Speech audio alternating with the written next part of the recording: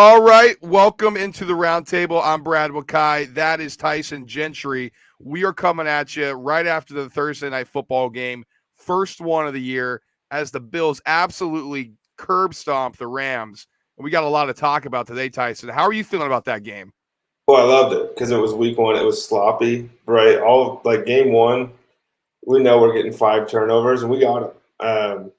But the confusing thing to me, Brad, is the Rams come off of a Super Bowl championship and then look one dimensional. Like they had, it was Cooper Cup playing wide receiver, and then who was second in targets, It was Tyler Higbee, their tight end, who dropped 3 passes tonight. and then who was third in targets, Their wide receiver, they just called a Ben Skoranek. and then who was Special teams. fourth in targets, That would be the running back Darrell Henderson Jr., who we didn't know if he'd be the starter or not. and then what about the guy they paid $46.5 million to this offseason? Well, he got 2 targets, Tyson, and the one he did catch went for 12 yards. That was in the first half.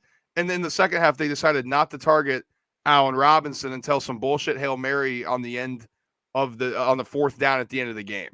I mean, really mind-boggling stuff. It just like we were watching it and thinking, uh, you know, Matt Stafford isn't even looking at that side of the field. That was the weird part. It defaulted into I have to find Cooper Cup.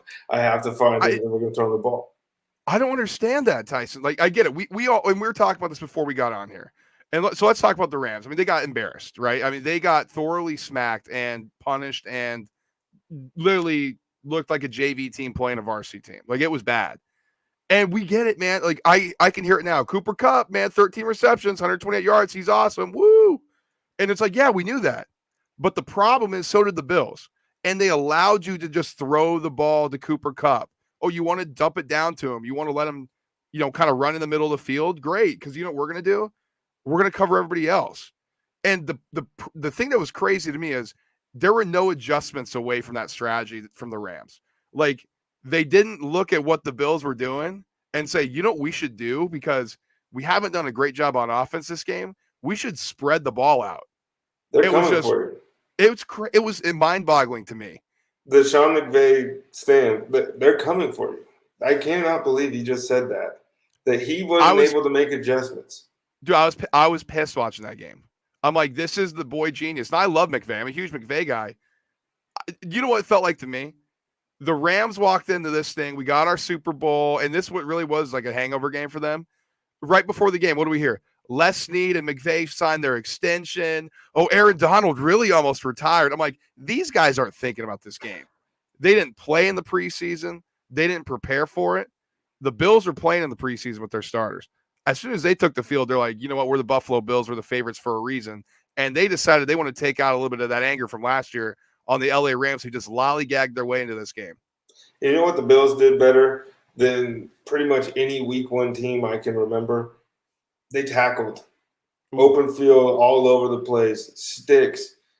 Like there was multiple times where even in the first half, the Rams ended up winning the scrum, but Cooper Kupp was starched on a 3rd and 2 after a yard and a half.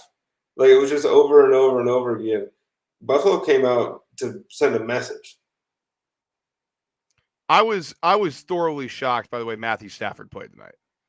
And we'll get into Buffalo in a little bit more detail in a bit, and then we'll look ahead into some of the Sunday games here as we close out the show.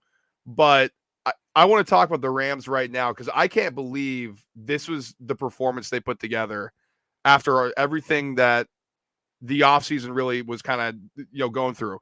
We're going to reload. We get Allen Robinson. This is our next guy. Everybody's back. Come on, guys. Let's do one last rodeo. Matthew Stafford has an elbow injury. They downplay it the entire time. He looked healthy for the majority of the game here.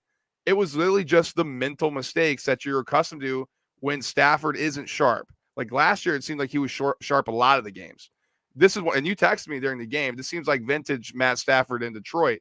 I mean, those picks were bad. That overthrow on the no-looker, that tip when he was clearly staring down his receiver. And then the first one in the first half, which is an absolute momentum killer. That's just classic Matt Stafford. They're back-breaking picks. There it is. And when Matt Stafford's playing like that, and this was a classic case of Stafford just doing too much, just trying to do too much, put everything on, this is the way it's going to go. And that was why it was it was Cooper Kupp. And he wasn't taking what the defense was giving him because he wasn't looking at the other half of the field for most of these. So you can't even convince me that's the case. I don't really understand what that elbow has done, if it did anything to it. The velocity looked good. I thought he still slings the ball. I don't know if maybe his accuracy was affected. He did have a handful of darts and a handful of kind of duds, but it's week one. But the one thing I'll say is I think that this is going to be one that we look back on at the end of the season, and we're going to be like, yeah, remember when the Bills killed the Rams? We're going, that was weird. Yeah, I mean, I agree with you, and we're never one to overreact in this show. So I want everybody, the listeners out there. Well, you may overreact less than me, to be completely honest. You're pretty even keeled. I'm just like, I'm pissed. What the fuck was that? It's the Philly fan. Yeah, exactly. But I agree with you, and I know everybody's like, Bills look awesome, Rams suck, they're not making it back, and it's like, you remember last year when the Saints absolutely curb stomped the Packers?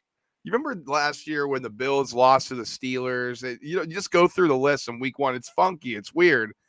I think this is going to be a little bit more like, okay, we know the Bills are going to be awesome.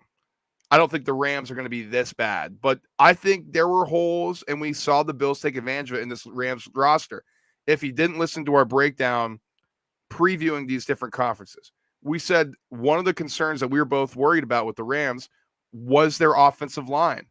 Aging, new faces, and the Bills took full advantage of it and got 7 sacks tonight. They were disrespectful about it, too. Some of these moves, Von Miller was hitting people with stuff that I don't even think he practices. It just got to the point where it was like they could do whatever they wanted. And, and you contrast that with Josh Allen getting the ball out in 2.2 seconds or whatever it was on average. Just absolutely quick, methodical.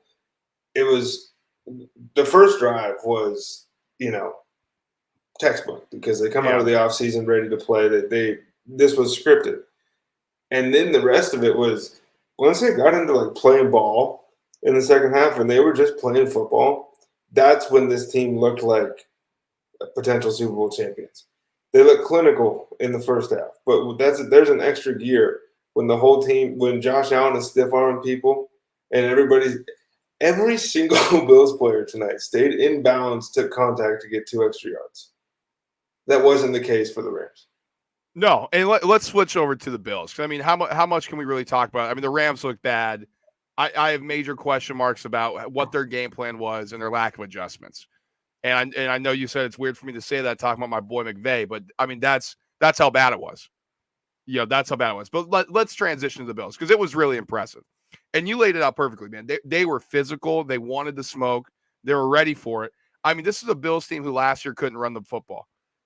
They had 25 rushes for 121 yards. Now, 56 of those were Josh Allen, but Devin Singletary had 48 on the ground.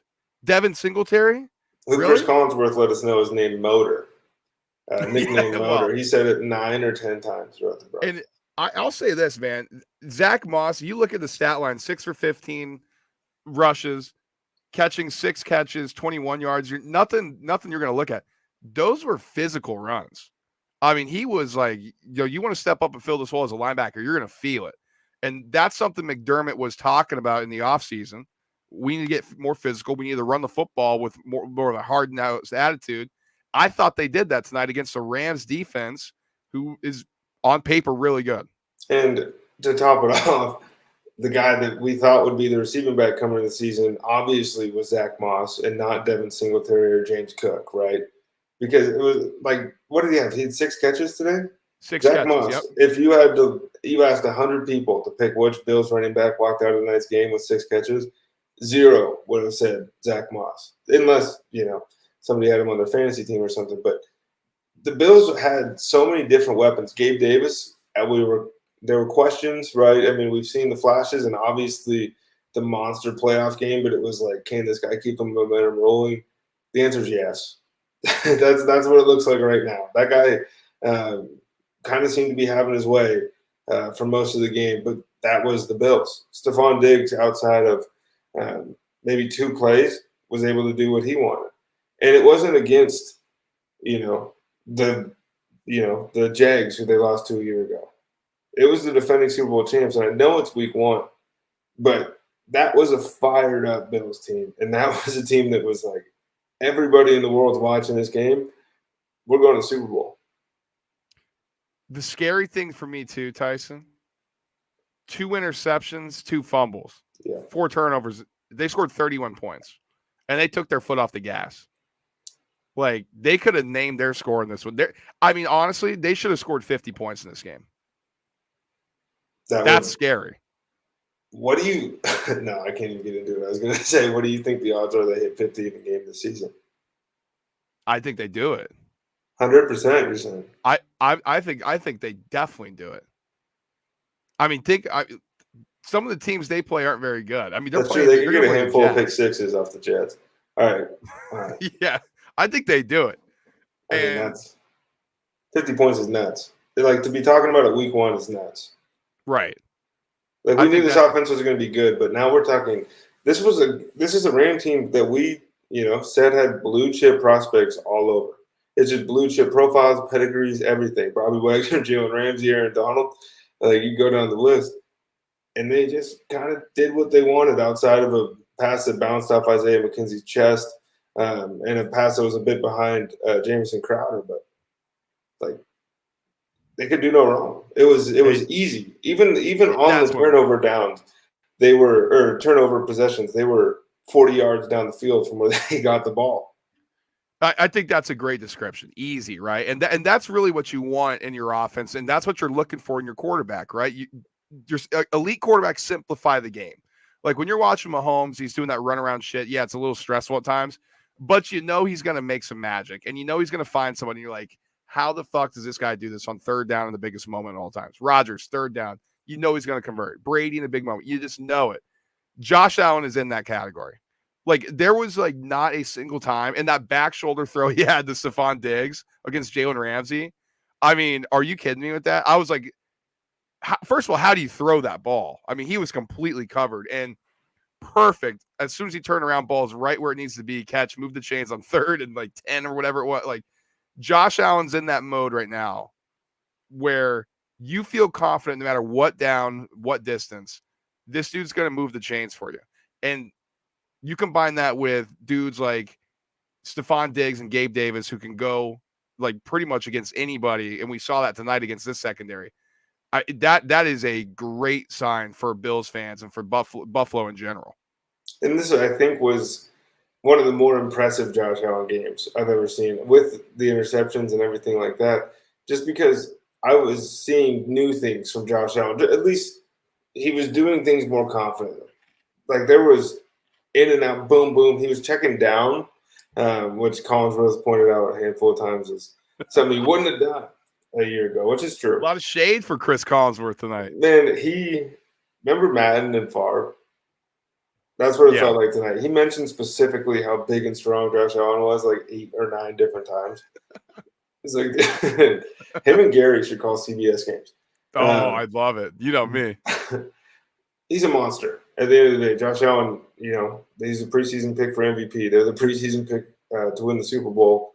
And for 2 years now, it feels like he's just been leveling up. All right. Anything else you want? Maybe a parting shot for the Rams? Another thing you want to touch on with the Bills and their dominant look tonight before we get into the early Sunday look ahead? Doesn't matter. Like, it doesn't. Right. It doesn't. This. Yeah, I'm pretty much good on it too. I mean, the Bills look great. Rams got some work to do, man. I mean, that's the thing. Going into week 1, all that offseason shit looks great, and you got the ring on your finger. But there's some hungry dogs out there too. Yeah. All right, let's get into the early Sunday look ahead. Then we're gonna give you a couple bullet points in each game and kind of how Tyson and I are viewing each one here. Let's start with the 1:00 games on Sunday. Let's go here. Divisional rivalry or divisional game, maybe not rivalry, but Saints going to Atlanta. I think this is an interesting game. New look Saints, Carmichael taking over play calling, Dennis Allen back as head coach against a Falcons team who have a facelift, with Marcus Mariota and some more weapons. I'm intrigued to see, how the Falcons can match up against the Saints defense.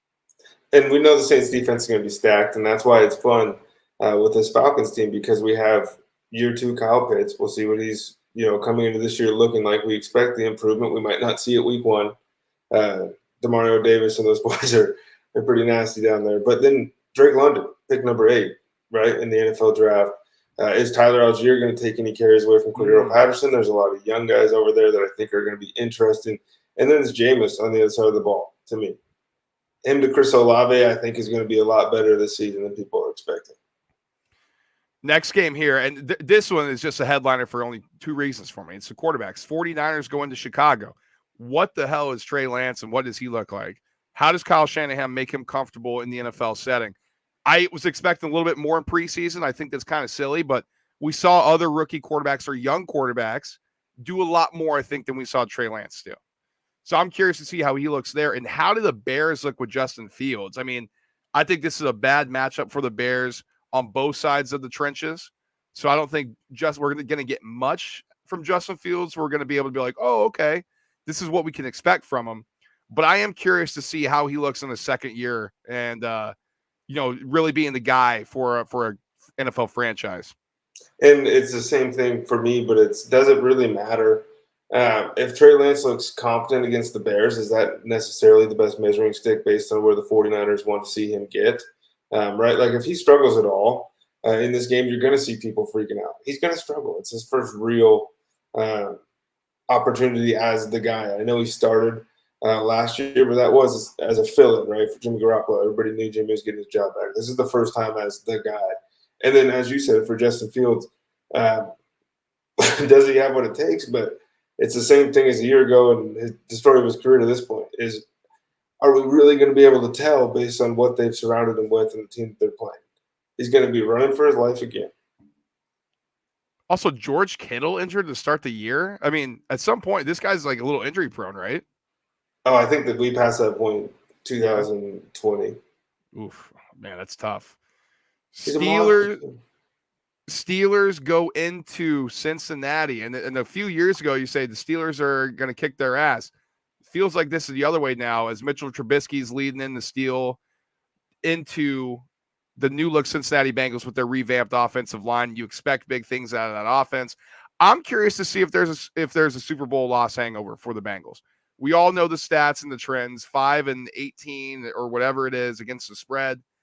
So the expectation, Bengals should win this game by a touchdown or more. How do they perform against that expectation? I'm interested to see how they look coming out early to start the year. Been real quiet out of Cincinnati this offseason. It has. Yeah. It's been strangely quiet. You think, we had a couple of Jamar Chase, T. Higgins. I think Tyler Boyd, too, was in an interview with the guys over at I Am Athlete. So we got a little bit, but it was not a lot of Joe Burrow stories, right? And I think that's a good thing. I don't know that, but I was. It's always when expectations get too high, and it always often does for these guys who are coming off Super Bowl losses. It becomes really hard to meet those expectations. And as our boy Jalen Hurts says, expectations are just things you haven't done yet. And if you put these things on these teams and they underperform, then all of a sudden we're talking about the Broncos, the Panthers, pretty much everybody besides the Patriots and the Rams that have lost the Super Bowl in the last decade. Yeah, I mean, only real Joe Burrow news was he had to get his appendix removed, and other than that, good Flipping recovery. That cart around during cardio with everybody. Yeah. I mean, it's other than that, it seems positive. So I'm curious to see how this offense is going to look. Now, here's this is a big game for me. Patriots go into Miami. Belichick's brought the team down a week early to get acclimated to the weather. I think that's smart. How does this Dolphins offense look? How does Tua look? He's performed fairly well against the Belichick defense in the past. What does this Patriots offense look like? Is Mac Jones building upon what he was last year, even without McDaniels there? Can the Dolphins cement themselves as a more talented team than the Patriots, but also better at executing than the Patriots? I think this is a big test for them to start the year. And I'm curious to see what Miami's offense is going to look like, because that's been the question, right? We know that we assume that we're going to get some variation of the Kyle Shanahan system. We don't know that. we don't necessarily know that Mike McDaniel. We saw some things in preseason, but there's going to be things different that he does that Shanahan did. And how does Tyreek Hill, Jalen Waddle, Chase Edmonds, how do those guys fit into that? And Cam Tua, does he look improved? Obviously, week one is going to be tough to tell, but the Patriots secondary leaves a bit to be desired outside of the guy coaching it. Ravens go into the New York Jets Stadium and face their old pal and Joe Flacco. I don't think there's really much for me here. Besides, I want to see how the Ravens look with all their pieces back and now that they're healthy. I want to see if they look like a team that's gelled or if they need to spend some more time kind of forming out, like if they're ready to hit the ground running or if they're going to need some time. Jets-wise, really for me, don't care too much about the offense with Flacco there. How does that defense look under Saleh in year two? And for me, I'm looking to see how physical is Baltimore going to be to start the year this year. We know J.K. Dobbins probably isn't going to play. They're kind of trying to play that one close to the vest, but Lamar told us yesterday at a press conference that he wouldn't be back for a few weeks, so that was a good looks by Lamar. But they bring in Kenyon Drake, right? So now it just in general, he's a worse running back. Everybody in the building is a worse running back than J.K. Dobbins. So what does Rashad Bateman look like? Is Mark Andrews' target share going to go up even higher? Like what is this offense going to do? And can Lamar Jackson return to the most exciting man in football? Jaguars and Doug Peterson head into Washington to face Carson Wentz and the Commanders, a couple of our old pals as Eagles fans. I mean, it's pretty clear what I'm interested in. How does Trevor Lawrence look in year two? Big time struggles in year one. I want to see how he looks with the better weapons around him, better offensive line, better coaching. Is he really that generational guy? I think so. I want to see it. Commander side of the ball, this is Carson Wentz's last shot. And if it doesn't work here, he's not going to get another one. And I don't even know if he's going to get a backup job. So we better perform here. I want to see if he can actually take this Commanders offense to the next level by having the most talented quarterback they've had in a few years there. First of all, I don't know if Carson Wentz is out of the NFL if he has a bad year. I mean, I don't know if he'd be a backup, but I don't give a shit about the game. I want to know which of my former Philadelphia Eagles. Carson Wentz, we see the jersey behind Brad, and Doug Peterson. That's A.J. Brown, bro. Yeah. Between those two, I mean, we were talking before the pod. You said you'd rather see Carson win. I think I'd rather see Doug pull this off, and that's what I'm really rooting for. Because little thing, I think that they both seem they can be sensitive. That's what it seems like. I think this means a little bit more to them than people probably know. Speaking of the Eagles, they travel into Detroit and face the Hard Knocks Lions. I mean, listen, we're Eagles fans. We could do a whole synopsis on it. It's easy for me if I'm going to keep it simple. How does Jalen Hurts look?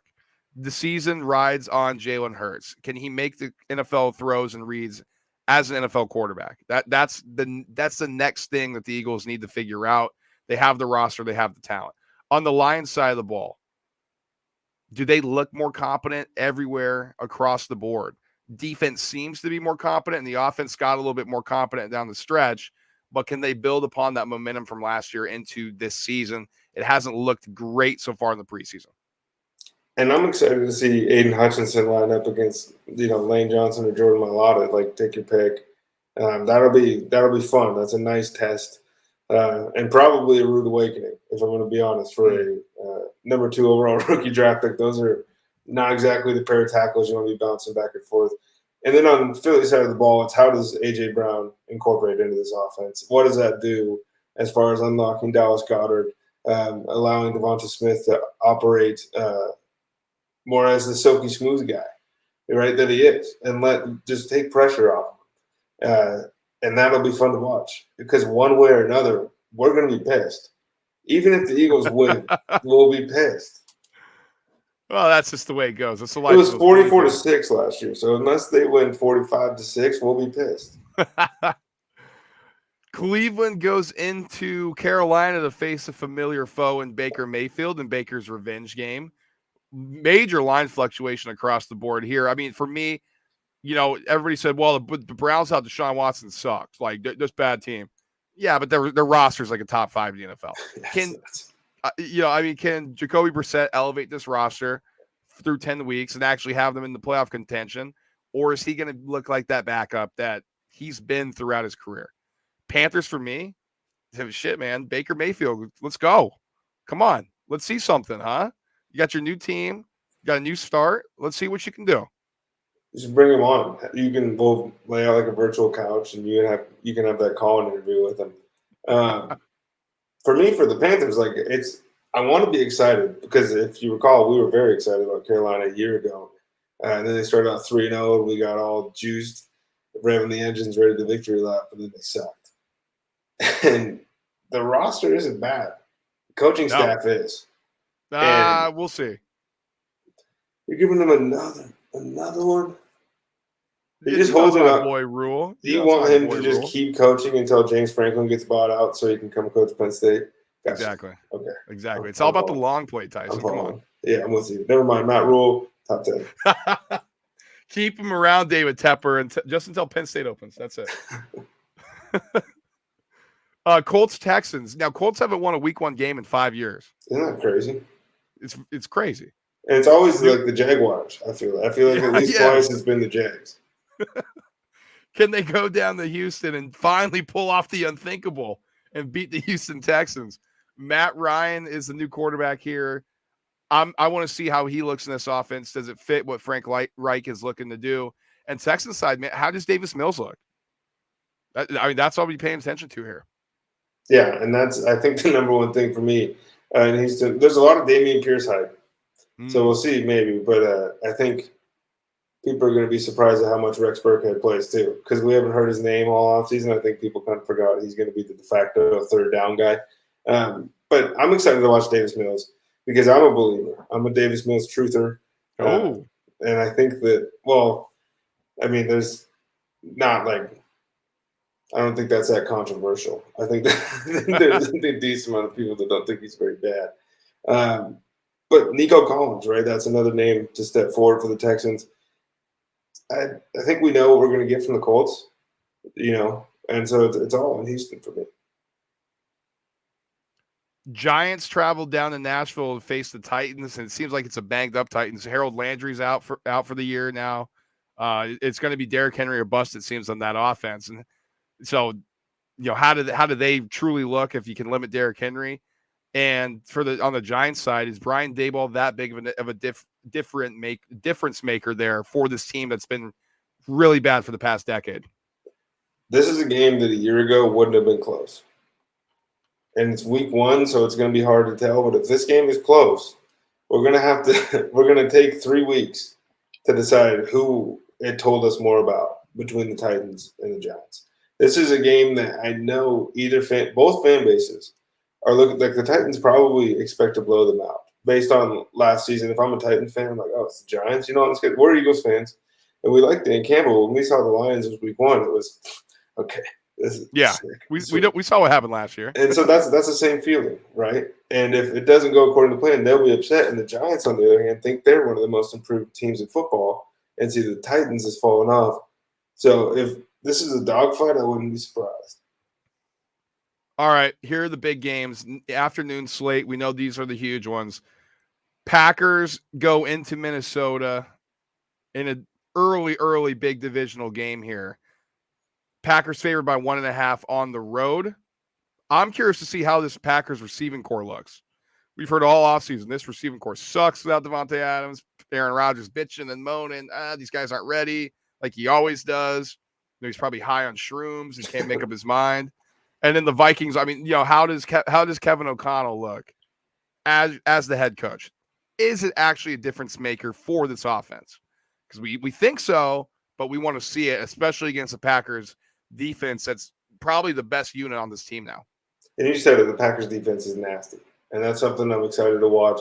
Kevin O'Connell, I'm expecting a big game from Justin Jefferson, right? Mm-hmm. I'm expecting Adam Thielen to get targeted.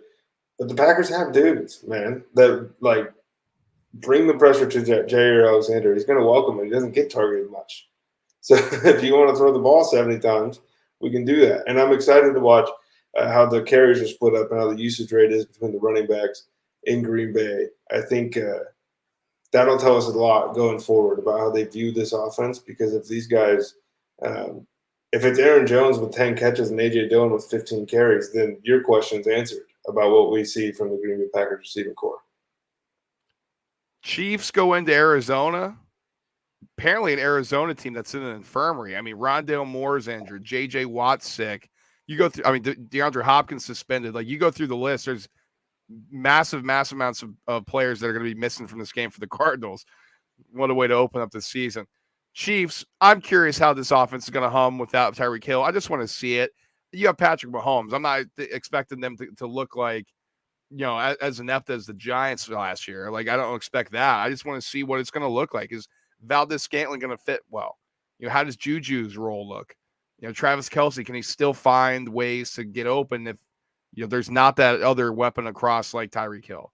Cardinals, how does this offense look? I mean, Cliff and Kyler wants to call his own play. Like, it's a whole mess. I just want to see what's going on actually on the field in a game that matters. Yeah, and you said it with the Cardinals. It's like last year was an insane hot start, right? And now this year we expect them to regress in the beginning and be the team they were at the end, but maybe they were to come out on fire. That was some of my thinking, was like they're going to maybe surprise people. And now everybody's down. Yeah. And it's Hollywood Brown, who I expect to actually have a pretty big season this year. And then Zach Ertz, like, he's questionable too, I think. I think he's hurt. Yeah. So I don't know. Right. I'm also curious to see, I want to see Eno Benjamin, how he works in for the Cardinals, because he's filling the Chase Edmonds role, which was pretty huge to their success. And actually their losses kind of corresponded with times where he was banged up. So being able to spell James Conner is going to be huge. Last couple games here on Sunday, Raiders-Chargers, another divisional huge game as the Las Vegas Raiders head into their old stomping grounds in L.A. to face the Chargers. They're going to have more fans than the Chargers there. So it's going to be basically a home field advantage for the Raiders. I mean, this game's full of question marks. How does the Raiders' new offense look? We didn't see anything in the preseason. No Carr, no Adams. How does that look, especially with Waller and Renfro?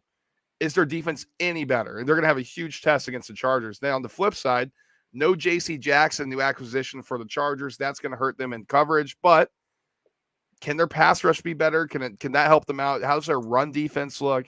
And then offensively, do they allow Justin Herbert to just rip the ball down the field and say, screw it, we'll pass and then run instead of run then pass? Yeah, and this one's going to be fun for me too, because it's all about what the game plan is going to be from both sides. I want to see the Chargers come out and throw the ball a ton. And I want to see Josh McDaniels maybe get Josh Jacobs involved early. And I think that could be a huge key, because McDaniels has a key of working committee backs, right? That's the thing that the Patriots have done for years and years and years. Zamir White, to me, looked fine in the preseason. Everyone, he's getting a ton of hype. And then in the games, he looked above average for a rookie. But Josh Jacobs should still be the top guy there. And I'm really, really excited to see that Devontae Adams and Carr connection. You're not a Carr guy. I am. And I like him, but I don't love him. It's Carr versus Tua this year. That's what we got going on. Oh, man. Yeah, because oh, boy. So you're the leader of Car-Anon. Yeah. I'm Tua-Anon. Yeah, I'm driving the car. All right, last look ahead here for Sunday. Bucks go into Dallas and face the Cowboys. I think the Bucks should take care of business here. I'm interested to see what the injured offensive line does with pressure up the middle. Can they protect Brady? I think on the edges they'll be fine, but Brady struggles more up the middle and in his face. How does that look? Other than that, I think the defense is going to be good. I think they're going to be able to attack the Cowboys. But on the flip side, the Cowboys, are they able to run the ball? I don't think they're going to be able to against the Bucks, but do they have at least some sort of production on the ground? And then what does this offense look like with CeeDee Lamb as the number one guy? That's what I'm looking for in these games. And how does Dalton Schultz work into that, right? Because we would assume with Gallup out, it'll be Jalen Tolbert probably on the other side, who's a rookie.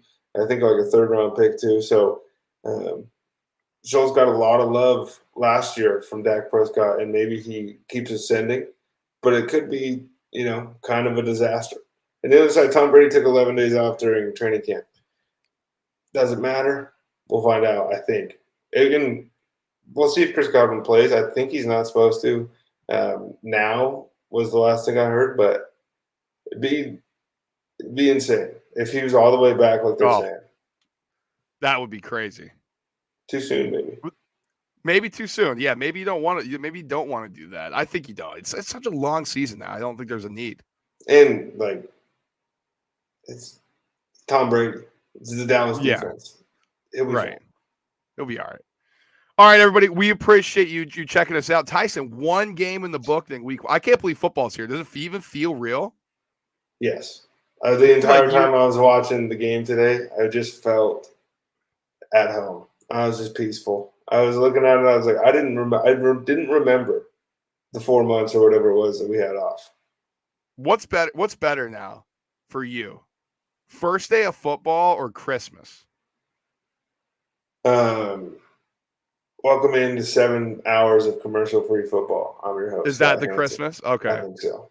So week one. Hearing that is better than getting socks or whatever. Fair. That is fair. Fair enough. All right. Well, we appreciate you guys listening to us.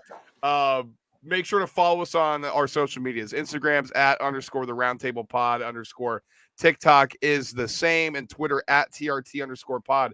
Also, Tyson, we did something new. We have a chalkboard. And for those of you who don't know, that's an app. That's a community where we'll be hanging out, chatting about football, chatting about basketball, chatting about baseball, whatever you want to talk about in these forums. And we'll also be giving out our picks. I hear Tyson's going to go on a heater this weekend in college football. Nice. So, I mean, I think you guys should join us. We're going to be giving out our picks, and there's discussion forums that we can chat about. We can share picks with each other and just kind of pick each other's brains. So I highly recommend you joining that. If you want a link, contact us on our social media page we just gave out. We'll also put the link in the bio to this YouTube video and our Spotify as well. I think it'd be awesome if you guys joined. We've already started kind of getting that ripping earlier, Tyson. It would be awesome. It would be really, really cool. And, we got a UFC card coming up this weekend. That'll be in there as well. We'll get that ripping. Nate Diaz and Hamza, man. Jemima.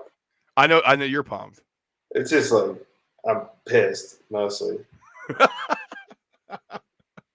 Is Nate gonna even try? No, I don't think. I watched the press conference and or whatever he said when he's like, I stopped preparing for him.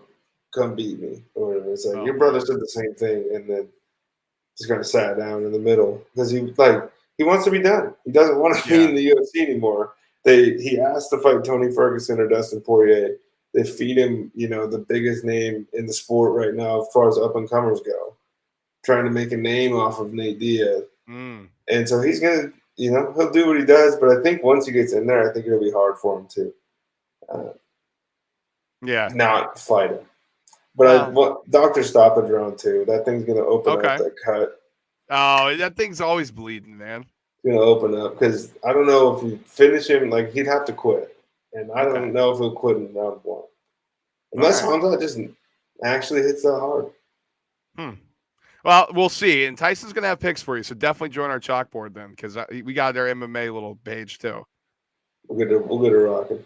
We'll get it rocking. We got more bets coming up for the weekend. We appreciate you guys watching and listening. Like, subscribe, and share. Until next time, peace.